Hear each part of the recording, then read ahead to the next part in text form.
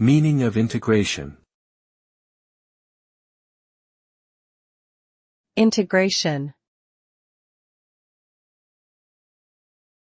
Integration. Integration. Integration. Integration refers to the process of combining or merging different parts or components into a unified and functional whole.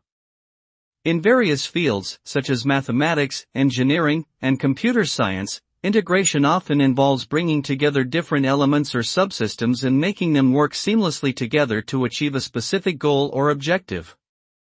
In a societal context, integration can also refer to the process of ensuring that individuals or groups from diverse backgrounds are included and treated equally within a larger community.